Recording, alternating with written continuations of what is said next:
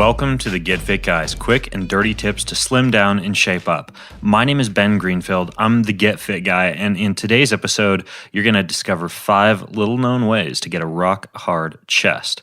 Okay, so when it comes to having an impressive figure that looks good in a t-shirt, a business suit, a tank top, or swimwear, most men and women would rank a rock-hard, nice-looking chest right up there with chiseled abs or symmetrical shoulders.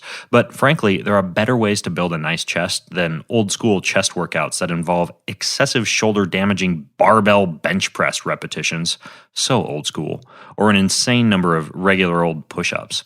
Now, here are 5 little-known ways to get a rock-hard chest. First, change the angle. I have an episode called How to Get a Super Defined Chest. All the past episodes that I've done are at quickanddirtytips.com, including this one, which is episode number 254. Now, in that episode, you learn that in order for a muscle group to grow, to get strong, or to stay toned, you need to constantly work it from a variety of different angles using many different exercises. How can you do this for your chest? Well, here are a couple quick and dirty tips.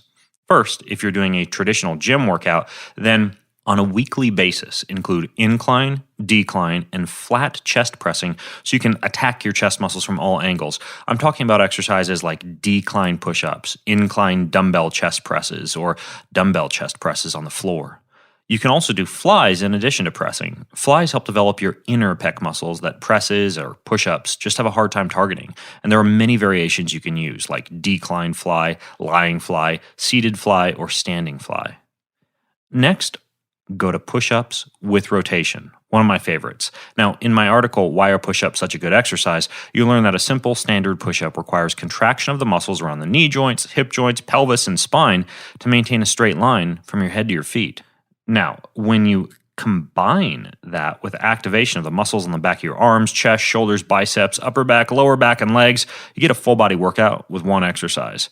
Now, push-ups are really versatile and can be used to not just build muscular strength, but also to improve power, like a clap push-up, or increase muscular endurance, like doing X number of push-ups in 4 minutes. And then by altering your hand or your foot position, you can stress different joints and engage in different muscle recruitment patterns, making the movement harder, easier, or just stressing different muscles. And when it comes to taking full advantage of the push-ups for developing a rock-hard chest, there's 2 exercises I like best. One you'll learn about later in this episode. The other is push-ups with rotation. Now, I do this exercise with a set of push-up handles, like the Performer handles, that's P-E-R-F-I-R-M-E-R handles, or the Perfect Push-Up handles. Both rotate and kind of move around a little bit when you're using them. You get into a standard push-up position, you do a push-up, then you rotate your entire body to one side while reaching for the sky with one arm. Then you rotate back until you're facing the ground. You do another push-up, then you rotate in the opposite direction. And when you rotate to the side, you can stack your feet on top of one another, or you can space them next to each other. I'll put a video in the show notes over at quickanddirtytips.com to show you what I mean. Now, on to the final 3 ways to get a rock-hard chest. Next is rowing and retraction. So slouched shoulders can make your chest look droopy. So when you're working on getting a rock-hard chest, you need to include shoulder posture, rowing, and shoulder blade retraction exercises like rows, pull-downs, and pull-ups. As a matter of fact, even if you're targeting your chest, you should think about this simple rule when you're at the gym and exercising your upper body, or your lower body, really. The rule is this: pull twice as much as you push. We live in a shoulders-forward, pushing dominant culture in which, whether you're riding a bike or working on a computer, the shoulders tend to be pulled forward. So when you're working your chest, remember to teach your shoulders how to be pulled backwards too. Next are suspended push-ups. A very recent study looked at muscle activation during push-ups performed under stable and unstable conditions. And they looked at a variety of different push-ups like wobble boards, stability discs, fitness domes, etc.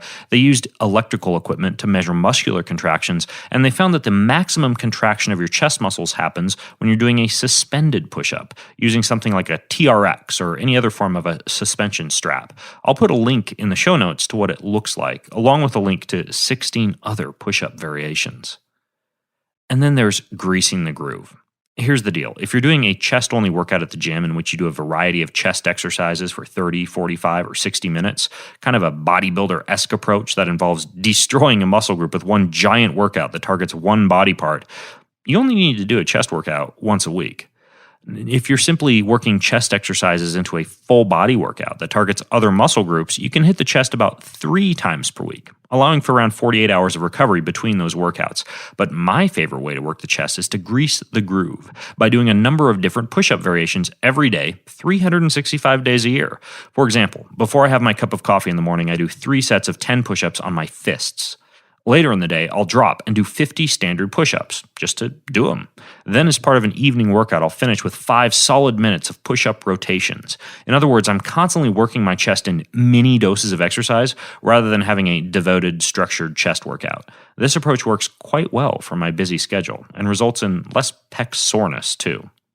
So, what do you think? Do you plan on trying any of these exercises? If you have more questions or comments about any of them, you can join the conversation, and you can do that at facebook.com/getfitguy. That's facebook.com/getfitguy. And a big shout out to today's sponsors, Varidesk at varidesk.com, and also the Food Heals podcast, which you can check out at foodhealsnation.com. And until next time, I'm Ben Greenfield, the Get Fit Guy, asking you, what are you waiting for? Go get fit.